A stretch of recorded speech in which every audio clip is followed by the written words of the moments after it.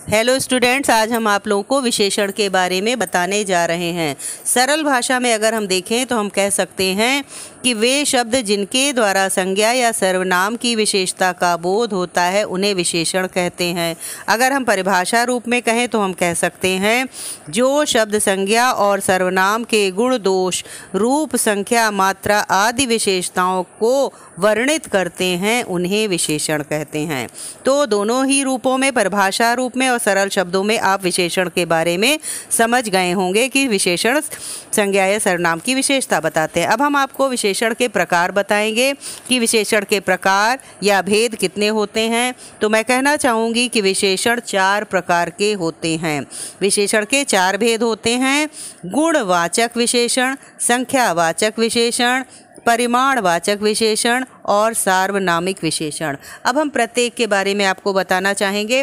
पहला है गुणवाचक विशेषण। जो शब्द संज्ञा एवं सर्वनाम के गुण, दोष, आकार, प्रकार, रूप, रंग, अवस्था आदि का वर्णन करते हैं वे गुणवाचक विशेषण कहे जाते हैं। जैसे हम कहें काला, गोरा, अच्छा, सुंदर आदि। या हम उदाहरण में कहें कि कक्षा में एक सुंदर बच्चा बैठा है या वह काला आदमी है, तो ये काला, सुंदर हमें क्या पता चल रहा है? इससे हमें विशेषता पता चल रही है। ठीक है, क्लियर हो गया। अब हम आपको बताएंगे संख्यावाचक विशेषण। जैसा कि संख्या, इसके नाम से बोध हो रहा है कि जो शब्द संज्ञा या सर्वनाम की संख्या या क्रम का बोध कराते हैं उन्हें संख्यावाचक विशेषण कहते हैं। जैसे 10 बच्चे, 3 गेंदें। या अगर हम वाक्य में बताएं तो वाक्य में हम आपको उदाहरण बता सकते हैं कि कक्षा में 40 विद्यार्थी हैं, रोहन 4 अंडे खाता है, या वह 4 आम खाता है, 4 ब्रेड खाता है। कुछ भी आप संख्या का बोध अगर समझ रहे हैं, आपको बोध हो रहा है, तो वो संख्यावाचक विशेषण होगा।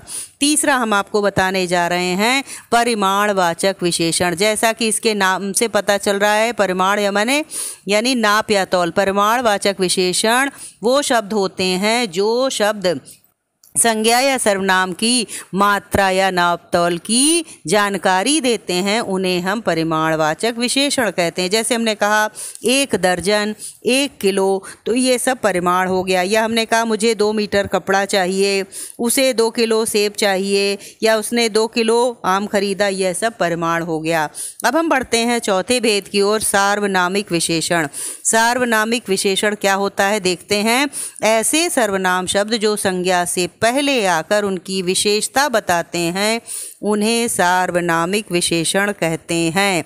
जैसे अगर हम कहते हैं कि वह व्यक्ति, वह घर, है ना, या उस महिला के बारे में बात करते हैं तो ये सब सार्वनामिक विशेषण होंगे। हम कहते हैं अगर वाक्य में कि वह आदमी व्यवहार से कुशल है, तो ये सार्वनामिक हो जाएगा विशेषण।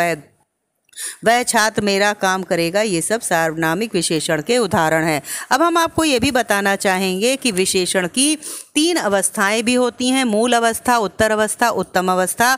मूल अवस्था में जहाँ पे सामान्य रूप से विशेषण का प्रयोग किया जाए, जैसे हम अगर कहते हैं सीता कुशल नृत्यांगना है, तो ये मूल अवस्था हो गई। उत्तर अवस्था में क्या होता है? 2 व्यक्तियों में तुलना की जाती है। जैसे अगर हम कहते हैं सीता गीता से कुशलतर नृत्यांगना है, ये हो गई उत्तर अवस्था। और उत्तम अवस्था में जहाँ पे किसी को श्रेष्ठ या निम्न साबित किया जाता है, जैसे कि अगर हम कहते हैं गीता सर्वश्रेष्ठ नृत्यांगना है, तो ये आपकी क्या हो जाएगी? उत्तम अवस्था। मेरे विचार से आप लोगों को विशेषण और उसकी अवस्थाएं भली भांति समझ में आ गई होंगी। Okay students, thank you. आज हम इस टॉपिक को यहीं ख़त्म करते हैं।